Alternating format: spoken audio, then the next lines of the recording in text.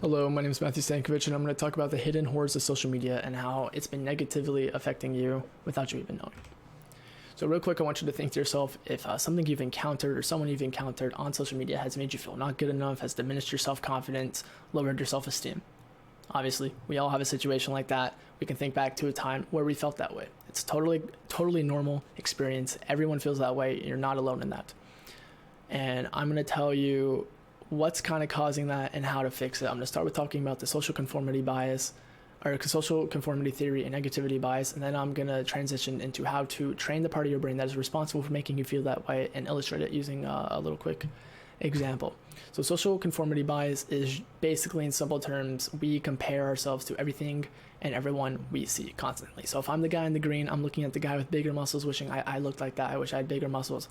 Maybe I wish I had more money. Maybe I wish I was a family man, well-established husband, with a wife, dad, basically like that. However, social conformity bias actually affects girls more, according to studies. However, maybe it affects guys and girls the same. At least girls are more open about it affecting them. And the majority of the time, it is with body and face. So we see, this girl like saying, oh, I wish I looked like her. I wish I looked like this swimsuit model. All that. This is super common. Most girls have probably felt this at some point in their life, and it's totally normal. So real quick, all the girls watching this, if you're watching this in class, whatever, look at these two images and just to yourself, how do they make you feel, right? Now, obviously, two very established people. We have a Sports Illustrated swimsuit model and Kendall Jenner. Now, you look at these and you probably wish you were these people, or you wish you looked like them, maybe your face, body, whatever. However, in our day and age, you're able to rationalize that these people get paid to look like this, right? It's their job to look like this, for their face to look like this, for this body to look like this, and that helps you kind of rationalize, like, okay, then it's okay. This doesn't bother me as much. However, in our day and age, we have this fun little thing called Instagram, where we're getting these exact same feelings by scrolling through our feed and seeing people from our school, right? So you're getting these exact same feelings of, I wish my face looked like that, I wish my body looked like that, from the girl you sit next to in math, from the girl on your soccer team, from the dude on your football team, right? And it's completely ruining your self-esteem, ruining your self-confidence, and you might not even know it.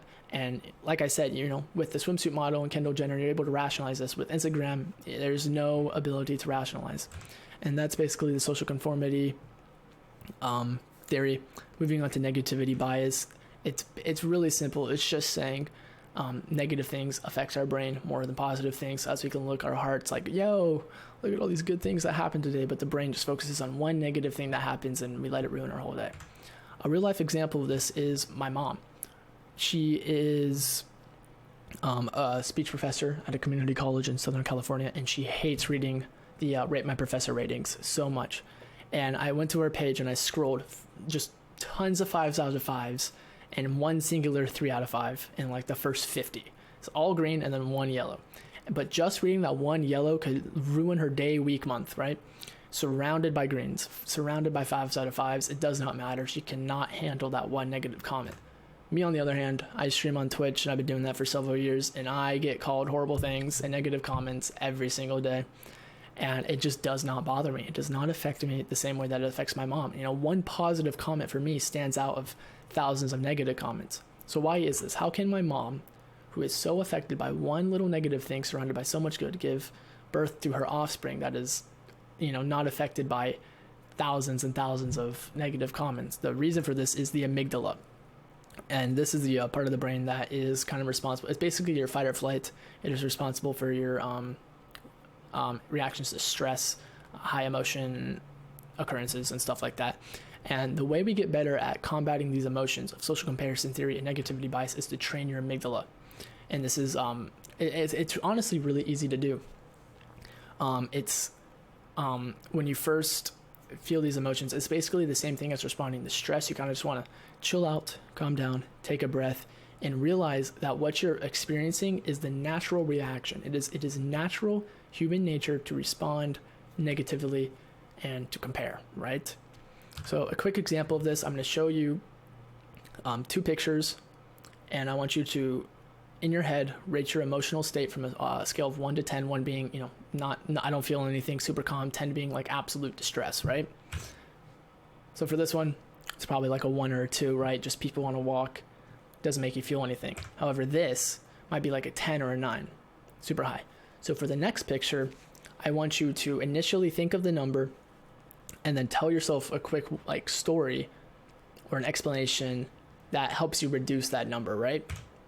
So for this, an initial might be, 10, right? But if you tell yourself as a quick story, like, you know what, the dog was rescued, it went to a vet, went to a really nice family, and the dog's thriving now, that might lower that number to like 3 or 4 or something like that. And the dog is fine, by the way.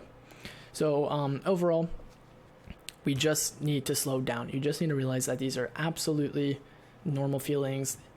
And when you're feeling yourself compare yourself, when you're feeling yourself be negative, you need to realize that the reaction you're having, like I said, is natural but not logical. And that will really help you with social media and everything. And thank you for listening.